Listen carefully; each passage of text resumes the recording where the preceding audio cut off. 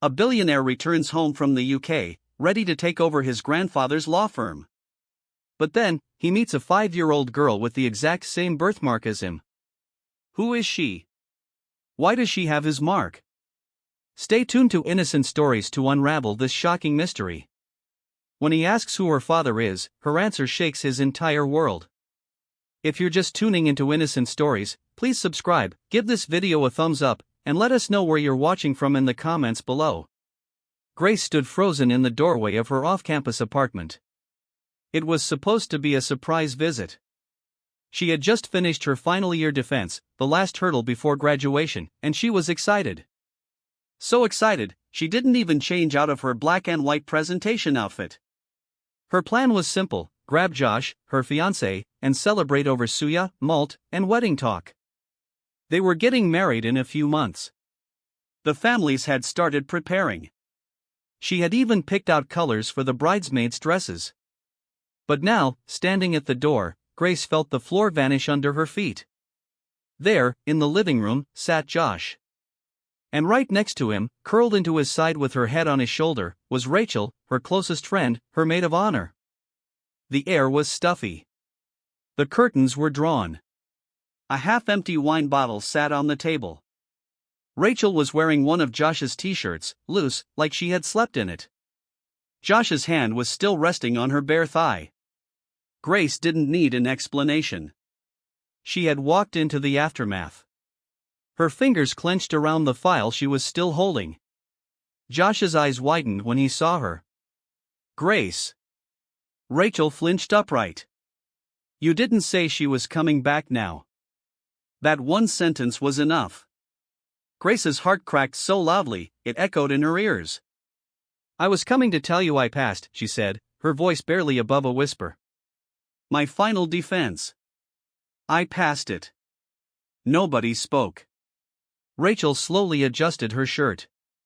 Josh stood awkwardly. Grace, I know how this looks. You know exactly how it looks, she cut in, still standing by the door. And you're not even sorry enough to hide it properly. Rachel shifted. It wasn't planned. Grace laughed, a small, bitter sound. But you didn't stop it either. She stared at both of them, her chest rising and falling quickly now. I was busy finishing school and dreaming of forever with you, she said, eyes locked on Josh, while you were in here, sharing it with my friend. Josh opened his mouth, but nothing came out. Grace stepped back. She didn't scream. She didn't curse. She just said, the two of you deserve each other. Then she turned and walked out of the apartment, still clutching her file like it could hold her together. By 9:42 p.m., Grace was sitting alone in Elixir Lounge, nursing a drink she hadn't touched, her hands shaking slightly. She had never been to a bar alone before. She wasn't even sure why she came. All she knew was she couldn't go home. Not tonight. Not after that. Across the room, Ethan was surrounded by friends. It was his last weekend in Lagos. In a few days, he'd be off to the UK for a new job, a fresh start. His guys had dragged him out to celebrate. The table was loud, bottles clinking, old university jokes flying, pepper soup bones scattered across napkins. But Ethan wasn't really in the mood. Then he saw her, a woman sitting alone, still in her schoolwear, hair tied back like she left in a rush, eyes puffy, expression empty. She looked like someone who just had her world flipped inside out. What happened to her? What secret pain is she hiding? Keep watching Innocent Stories to find out. He kept watching her, unsure why. Then he stood. I'll be back, he said. Guy, where you dey go? One of his friends called. Just give me a second. He approached her table slowly. Hey, mind if I sit here? Grace looked up, startled. Do I know you? No, I just figured you look like someone who needs a quiet friend. She stared at him for a second. I don't even know why I'm here. You want to talk about it?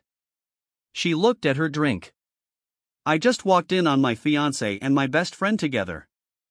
Ethan blinked. Oh, wow. Yeah, Grace said. And now I'm here, drinking something I don't even like, talking to a stranger. I could leave, he offered politely. She shook her head.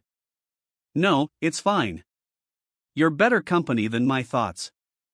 He smiled lightly. That's the nicest thing anyone said to me all day. He sat. The bartender glanced at him. Ethan gave a tiny nod and gestured for another glass. Red wine?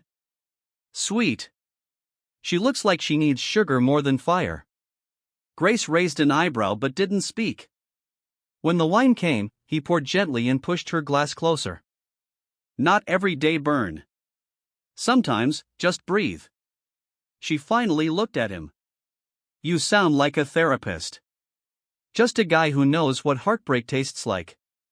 She took a sip, then another. You want to talk? He asked. No, she replied, then after a pause, yes, maybe. The wine flowed, and so did the stories. 1 hour turned to 2. She told him everything, well, almost. The engagement, the betrayal, the years she waited, the plans she made, the humiliation. He just listened. No judgment, no comments, just nods and small smiles. You know what hurts, she said, swirling the drink. I was a virgin. Kept it all these years. Said I'd wait till marriage. He blinked. Really? Yeah. I was proud of it. Wore it like a badge. Thought it made me special. Guess not. She chuckled bitterly and downed the rest of her glass. Ethan poured another round. Grace leaned in slightly, her voice lower now. Do you want it? Ethan frowned gently. Want what? My virginity. He froze. She kept her eyes on him. I'm tired of saving things for people who don't care. I don't want to carry it around like it's gold. It clearly didn't stop him from choosing someone else. He swallowed. Are you sure about this? She nodded slowly. You don't know me. I don't know you. That's perfect. No complications. Just let me forget this day ever happened. Ethan didn't say anything. He reached for his wallet. I'll call a cab. No, Grace said firmly. You take me upstairs. In the hotel room above the lounge, it was quiet. No loud moans, no passionate music, just soft silence. It wasn't about desire. It was about release. Two strangers, tipsy and tired of life, sharing a moment of surrender. By dawn, the room was dim with early light. Ethan stirred, sat up slowly, rubbing his forehead. The space beside him was cold. He looked around. She was gone. Her glass was still on the table. The bedsheet was rumpled where she had curled up, but the girl was gone. No sound, no trace, no goodbye. He sat there for a long minute, staring at the empty side of the bed. He didn't even know her name. They had shared stories, pain, laughter, but skipped the basics. No phone number, no surname, not even a school name or neighborhood, nothing. Just memory. And for the first time in a long time, he felt a strange hollowness. He looked around once more, as if expecting a note, a whisper, a sign. Nothing. He sighed, then leaned back, staring at the ceiling. Whatever last night was, it was over. Or so he thought. But 3 months later, her stomach would remind her, and fate would remind him.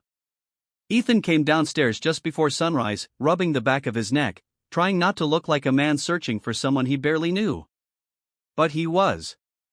He walked up to the receptionist like someone who had lost something but didn't know how to explain it.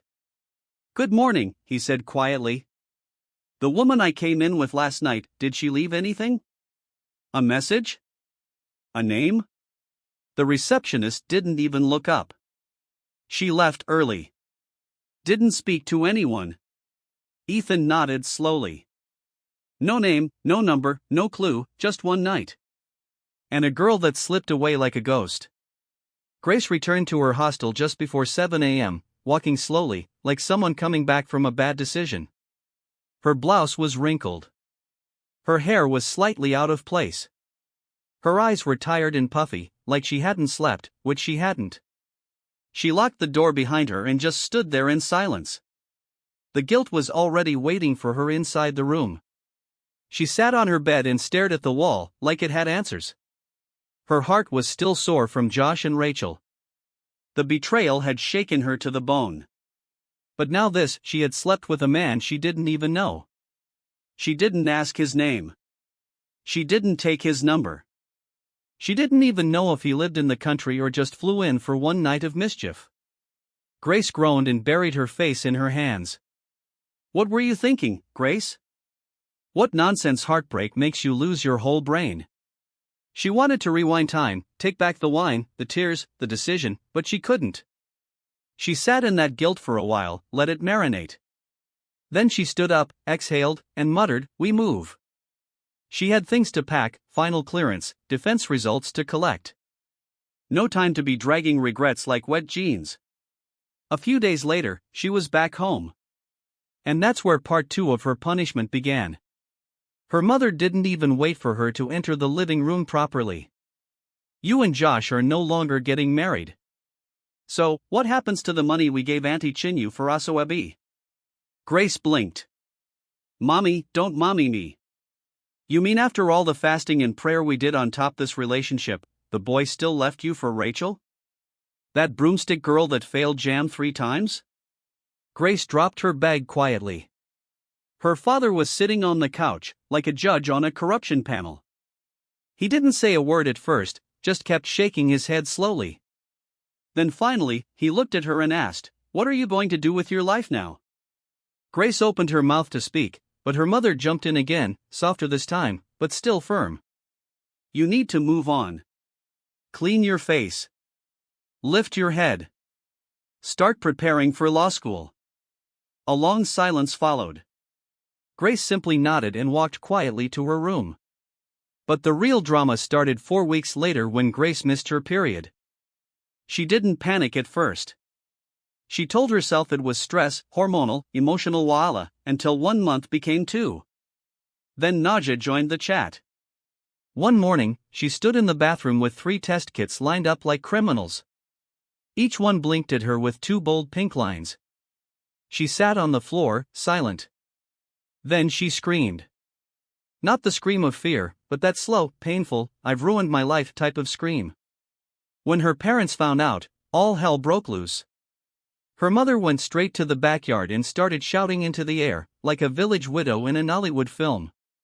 "Who did this to my daughter?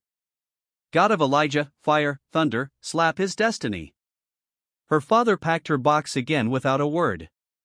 That was his brand of discipline, silent relocation. "This disgrace can't stay under my roof. But Daddy, call Mama. Let her come and carry her." When she arrived at Grandma's house, the gate opened before she knocked.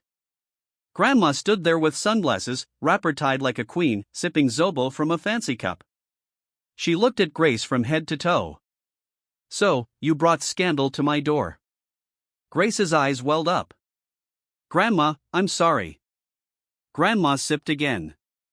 "You're lucky I already boiled rice. Come inside before the mosquitoes join your shame." That night, Grace finally broke down. She told Grandma everything, from the heartbreak to the bar to the stranger to the test kit. Grandma didn't cry. She didn't gasp. She just sat with her hands folded and nodded slowly. After a long pause, she said, "Then go and find him." Grace blinked. "Find who?" "The man that planted this national news in your belly. He deserves to know he's now a father." "But Grandma, don't but Grandma me. He should at least see what he left behind before he vanishes completely. Don't let the child grow up and ask you who the father is, and you'll be pointing at the sky." The next morning, Grandma drove her to Elixir Lounge herself, wig laid, perfume on. She even wore her biggest glasses. When they got to the front desk, Grandma did the talking. "My granddaughter was here 3 months ago with one man.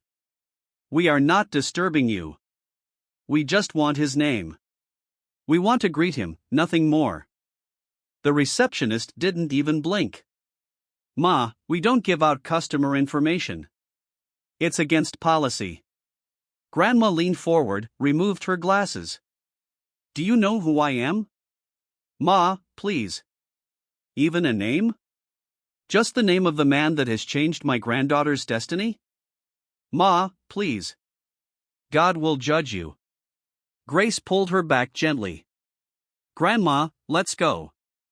As they walked away, Grandma muttered, "One night stand, 1,000,000 consequences. This life is wicked." Back at school, Grace focused on law school like her life depended on it because it did. She walked with her head up. Her baby bump began to show. So did the whispers. She's pregnant. Who's the guy? I heard he's abroad. I heard he's imaginary. One girl even asked, "Are you keeping it?" Grace looked her dead in the eye and said, "Are you keeping your ignorance?" At the supermarket one afternoon, Grace was picking groceries, milk, oats, bread. When she heard a familiar voice, "Well, look who's glowing with scandal." She turned. Josh, still built like disappointment. He looked at her belly and smirked. "So, you really went and got pregnant for a mystery man? Classy." Grace smiled. "And you really opened your mouth in public again? Risky. I was going to marry you. You could have had everything. You were going to marry Rachel, too. Maybe even your ego." He scoffed. "Who's the father?" "I'll tell you when I find out who your real father is." He stared at her. She grabbed her bag of groceries, stepped close, and whispered, "Go back to irrelevance. You wear it well." Then she walked out like she owned the place. That night, back at Grandma's, Grace rubbed her stomach gently and said, "We're okay. We're more than okay." And somewhere far away, a man who had no idea she existed was about to find out the truth. What truth? How will it change everything? Don't miss the next part on Innocent Stories. It had been 5 years since Grace's life spun out of control. And now, standing in her home office in Lagos, wearing a fitted black suit with a 5-year-old hurricane named Mia stomping around in oversized sunglasses and her grandma's slippers, Grace could confidently say she was back. Mia had arrived on a rainy Tuesday, big cheeks, angry lungs, full hair, and a strange little dark birthmark on her left shoulder, shaped like a bent question mark. The nurses said it was unique. Grace just stared at it and whispered, "You're carrying the mark of a story even I don't understand." From that day, Mia ruled her world. She had her mother's fire, her grandma's sarcasm, and a stubbornness that came pre-installed. After law school, Grace had taken every case she could find: divorce fights, family drama, estate palaver, even a woman who tried to sue her cousin for stealing all the plantain in the soup. She won them all. She built her name case by case until her wins started speaking louder than any billboard. At 28, Grace was a courtroom lioness, sharp tongue, clean suits, silent killer. Meanwhile, Mia had grown into a full-blown character. Her mouth loud, her opinions unfiltered. "Mommy," she said one Saturday while munching cheese balls, "is my daddy real or cartoon?" Grace blinked. "Real." "Then why don't we ever FaceTime him?" Grace paused. "Because he lives abroad." Mia squinted. "What kind of abroad doesn't have video call?" "Eat your cheese balls." At church, someone asked Mia if she was a daddy's girl. She replied, "No, I'm a two women raised me type of girl." Grandma almost dropped her purse from laughter. Mia was the queen of interruption. One day, Grace was practicing a big argument for court. She stood in the living room, gesturing with intensity. Mia entered, clapped twice, and said, "Okay, okay, okay. Can I have custard now, or are we still pretending to be in court?" One day, Grace opened her email, and there it was, a message, subject, "Formal invitation, senior counsel brief at Blake & Rowe, LLP."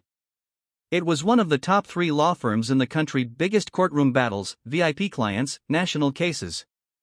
"We followed your work. Your reputation is undeniable. We'd like you to handle a special litigation for our firm. If successful, you'll be offered a full-time senior counsel position." Grace sat in silence, reading it 3 times. Grandma walked into the room holding a small bowl of peanuts. "Why is your mouth open like generator tank?" Grace turned the laptop toward her. Read that. Grandma adjusted her glasses and read it slowly, then screamed, Jesus, your mommy has been hired by rich people. Mia dropped her crayon immediately. Who? Grace smiled. A very big law firm. Mia tilted her head. Is it the law firm that puts ice cream in the fridge? Grace burst into laughter. Grandma shook her head proudly. Whether they put ice cream or a gushy, they've called your mother to come and collect Destiny. The next morning, Grace broke the news at breakfast. I start the new job next week. Mia's spoon stopped midair. Will my new daddy be working there, too? Grace choked on her tea. Excuse me? I'm just asking. Big firms must have big daddies. Grandma slapped the table and cackled. This girl, where did you fall from? At the firm, they gave Grace a private office, a premium leather chair, and a client file so thick it could double as a dumbbell. Her new case, a multi-millionaire inheritance battle involving a tech tycoon's mysterious child. The irony was not lost on her, but she focused. She was here to win. Meanwhile, Mia kept the house dramatic. One day, she told Grandma, if you give me water instead of juice again, I'll run away and follow my real daddy. Grandma didn't blink. Good. Just call us when you reach his house so we can come and collect your toys. Another time, Grace found Mia talking to the mirror. What are you doing? She asked.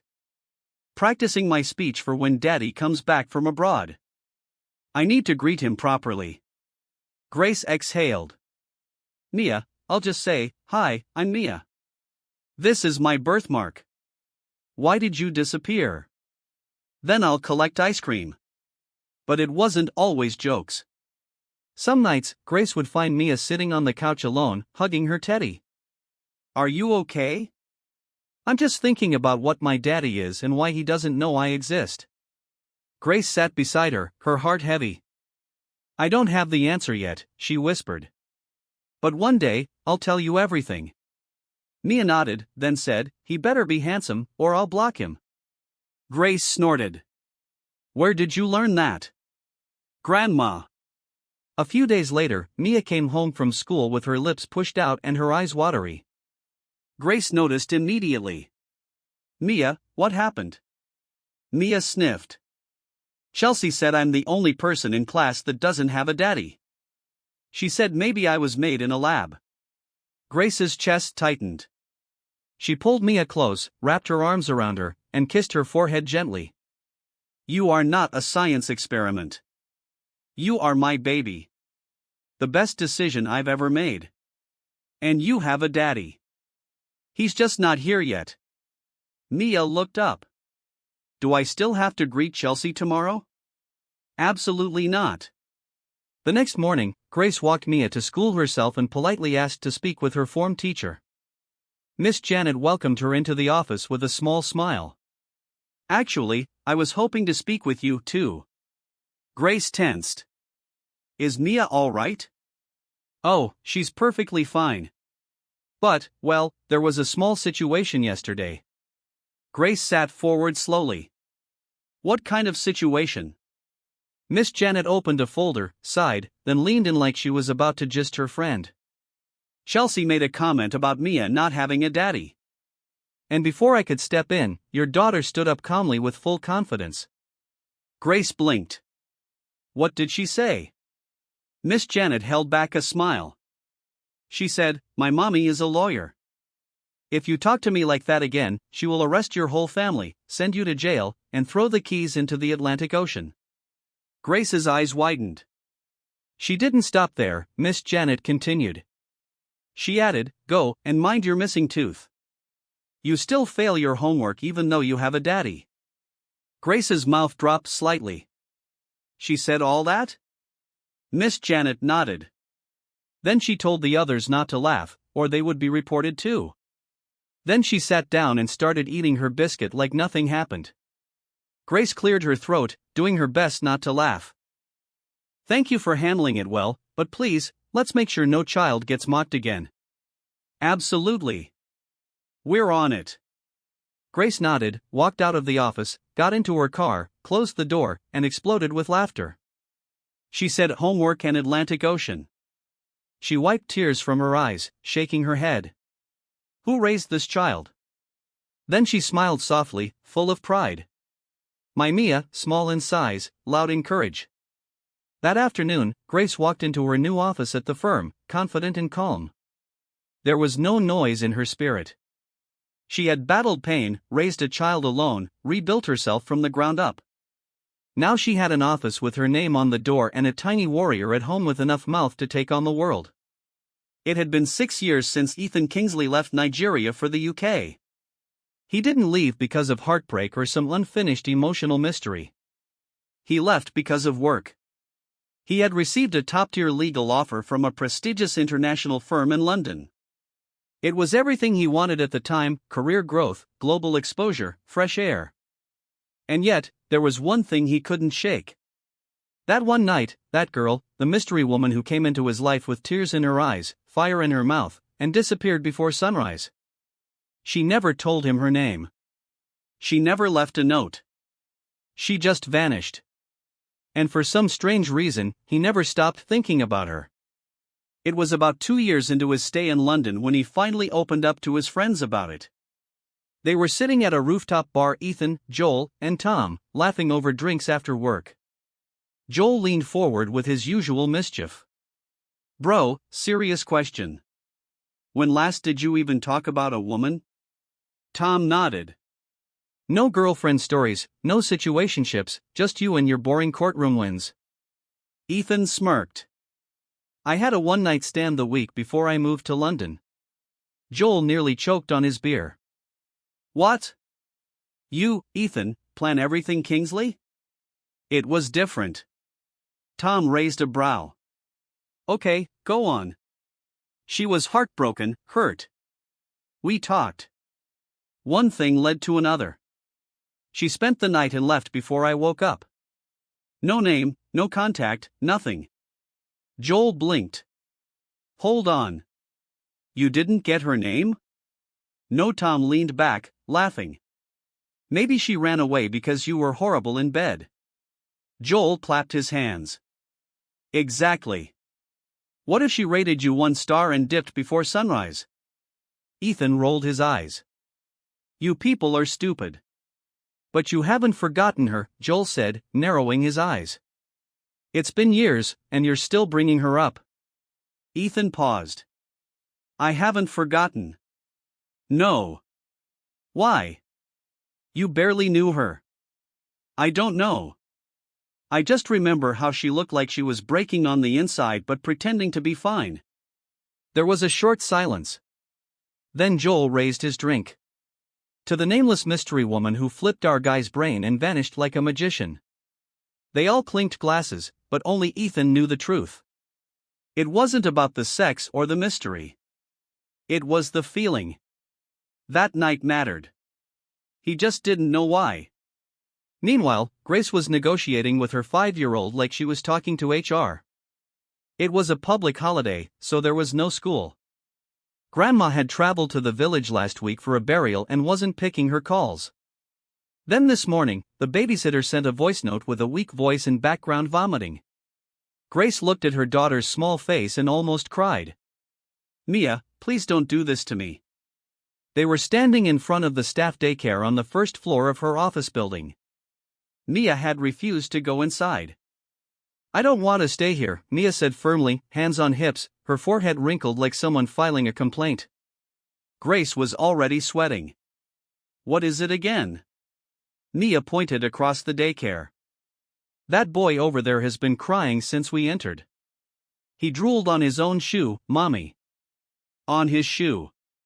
Grace blinked. And that other girl tried to eat a crayon, a red one. She licked it like sweet. Mia and the woman in charge smells like milk that forgot itself. Grace covered her face. Jesus. I'm 5, Mommy.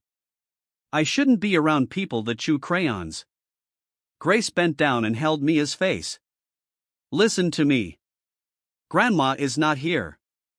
The sitter is sick, and my brand new boss from the UK is starting today. I need to look serious. Mia narrowed her eyes. Is he handsome? What does that have to do with anything? I need to know if we're respecting him with energy or just small greeting. Grace looked at her child and started praying in her head. Mia, I'm begging you. Stay here. Be a good girl. No escaping. No shouting. Don't organize a protest. Mia crossed her arms. Only if there's ice cream involved. There's ice cream with chocolate syrup.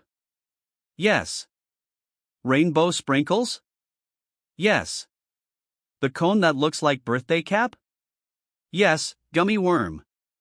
Mia, I'm asking because I'm suffering. Grace turned to Miss Beatrice at the counter and gave her a weak smile. Please help me beg her. Miss Beatrice laughed.